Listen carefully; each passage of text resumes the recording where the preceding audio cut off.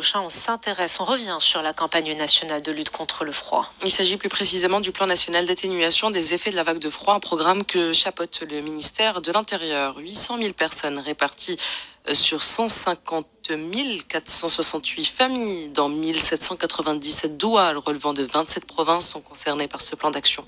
Une commission nationale qui regroupe les différents ministères et secteurs concernés, le centre de commandement et de vigilance au niveau du ministère de l'Intérieur et les comités provinciaux de vigilance, de suivi, d'évaluation. Eh bien, cette commission est actuellement mobilisée pour établir les modalités de mise en œuvre de ce plan national. Un plan qui se décline sur 3 niveaux d'alerte selon les critères tels que la durée éventuelle d'isolement, niveau rouge, orange et jaune. Voilà donc pour les actions du gouvernement, mais la société civile n'est pas en reste. C'est le cas de l'association Joud qui a lancé fin novembre une campagne pour collecter des fonds afin de financer des actions en faveur des sans-abri, sans oublier ses membres qui, chaque soir, procèdent à la distribution de repas chauds et de vêtements dans les grandes villes du royaume. Avec nous pour en parler ce matin, en direct depuis Casablanca via Skype, Hinda Heidi, bonjour. Bonjour. Bonjour Hinda Heidi, merci d'avoir accepté notre invitation. Je rappelle que vous êtes présidente de l'association Joud. Avec plaisir. Alors Hinda Heidi, une nouvelle campagne de lutte contre la vague de froid, je le disais, sous pandémie. Dans quelles conditions elle se déroule et quelles sont les principales difficultés auxquelles vous êtes confrontés ? Écoutez, comme chaque année, c'est pénible de trouver des personnes dans la rue pliées en 3 pour supporter le froid. Oui. Malheureusement, le plan mis en place concerne uniquement le milieu rural et pas du tout urbain. Il n'y a toujours pas de centre d'accueil, des refuges, il n'y a toujours pas des endroits où nous pouvons placer ces gens, ne serait-ce que pendant cette durée-là. Nous avons mis en place des projets que nous tardons à mettre en exécution, faute de locaux, sachant qu'il y a énormément d'écoles publiques fermées, de centres bâtis et fermés. Nous espérons vivement que les autorités suivent. Certains observateurs parlent de catastrophe humanitaire. Hinda Heidi, je rappelle que vous êtes présidente de l'association Joud. Vous êtes en direct via Skype depuis Casablanca. J'aimerais savoir ce matin avec vous, en moyenne, la vague de froid, elle fait combien de victimes annuellement au Maroc ? Quels sont les chiffres de votre association ? Nous n'avons pas les chiffres de nombre de SDF décédés suite au froid. Nous en rencontrons, mais nous n'avons pas d'idée claire. Est-ce qu'il y a un travail de répertoriage qui est effectué par le gouvernement, notamment le ministère de l'Intérieur, sur cette question-là ? Pourvu qu'on puisse, nous espérons pouvoir répertorier les vivants. Pour pouvoir les aider. Nous avions entamé ces démarches-là de recensement avec le camion douche que nous avions mis en place. Malheureusement, la pandémie nous a freinés. Nous ne pouvons plus déployer ce camion et donc nous avions arrêté ce recensement. Oui. Je rappelle que nous sommes avec Hinda Heidi, présidente de l'association Joud, et on revient ce matin donc sur la campagne nationale de lutte contre le froid et ce qui se fait aussi par cette association, par la société civile de manière générale pour lutter contre le froid et venir en aide notamment au SDF. Nous allons désormais ouvrir le débat avec nos chroniqueurs. Driss Jaidan pour notre invité. Bonjour Hind. Bonjour Driss. Et toujours bravo pour ce que vous faites. Merci beaucoup. Et vous et tous ceux qui se mobilisent sur le terrain, c'est ce qui compte le plus, c'est ce qui est le plus difficile à faire. Il y a une question moi, qui me hante depuis des années. Alors, notre pays, et je sais qu'elle est, ça a dû vous passer par la tête bien avant moi, notre pays compte plus de 55 000 mosquées. Oui. Et Dieu sait que la mosquée est évidemment un lieu de prière, mais c'est aussi le lieu de la charité, de la compassion. Et il est vrai que lorsqu'on en parle avec les responsables, ils disent que c'est toujours très compliqué, ça doit l'être probablement, de transformer ces lieux, ne serait-ce qu'en hiver, en lieu d'accueil, où justement les dons pourraient être acheminés, on pourrait s'occuper de la santé des personnes, on pourrait les tester pour voir s'ils ont des problèmes, des maladies, des choses comme cela.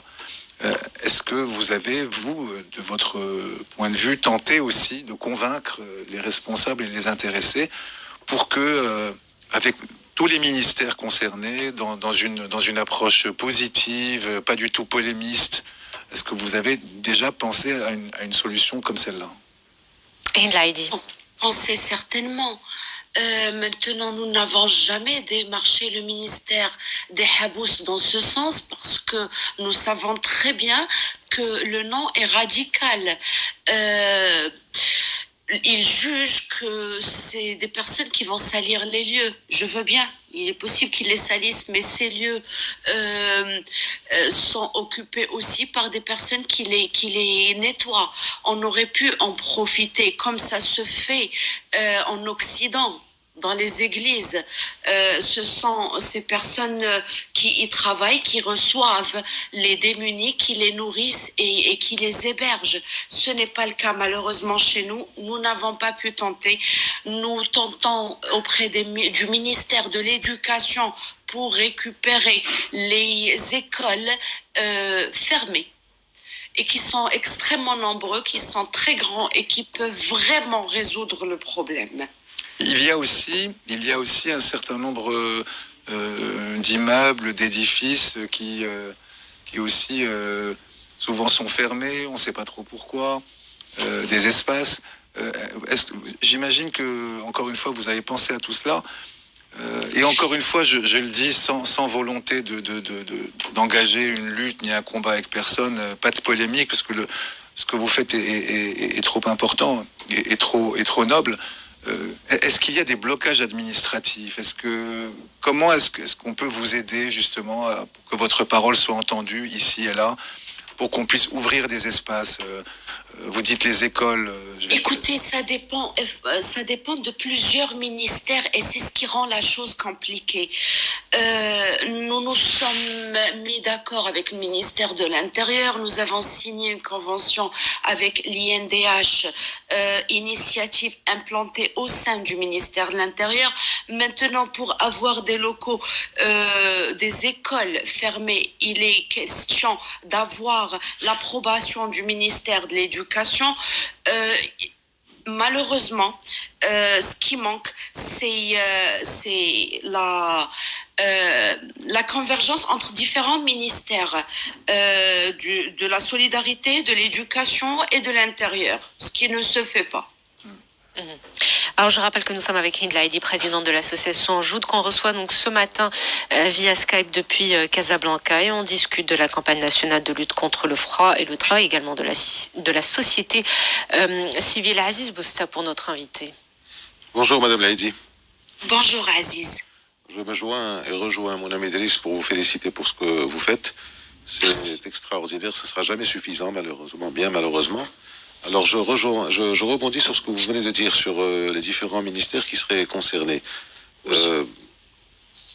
Dans quelle mesure il pourrait y avoir au niveau des décideurs la mise en place d'une structure interministérielle intégrée qui regroupe les habous, l'agriculture, le tourisme, l'éducation nationale pour régler ça en amont.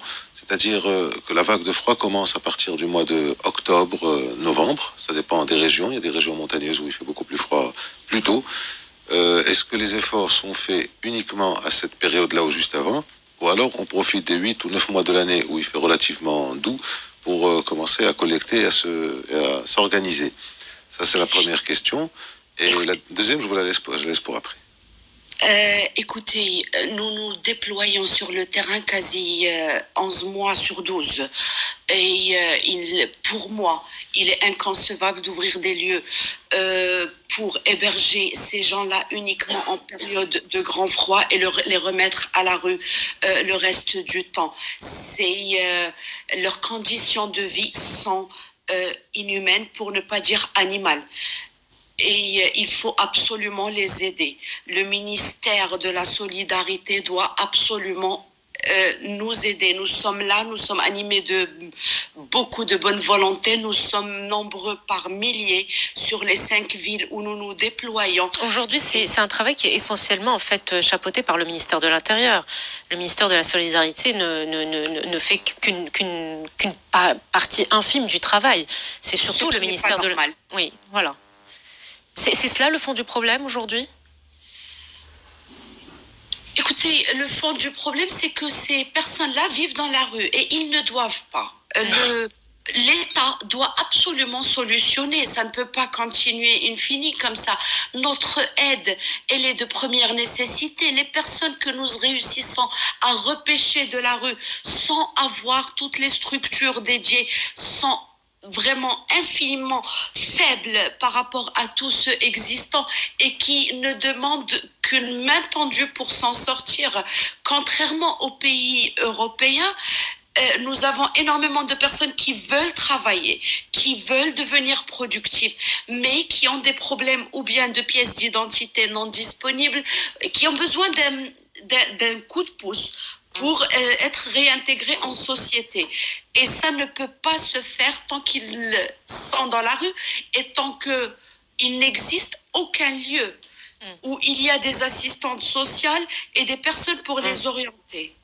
Aziz Boussa pour notre invité Hind Laïdi, présidente de l'association Joud.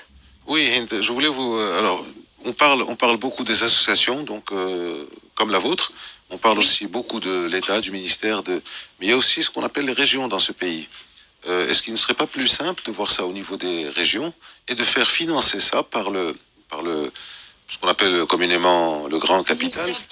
Nous avons essayé, Aziz, sauf que les budgets sont dispatchés par préfecture et province et non pas par région. Ce qui rend la chose très compliquée. Et justement, nous avons 12 régions au Maroc, mais nous en avons 78 de préfectures et de provinces. Et une préfecture ne peut pas assumer les budgets nécessaires, sachant que si on réussit à avoir ne serait-ce qu'une seule école par région serait déjà excellent.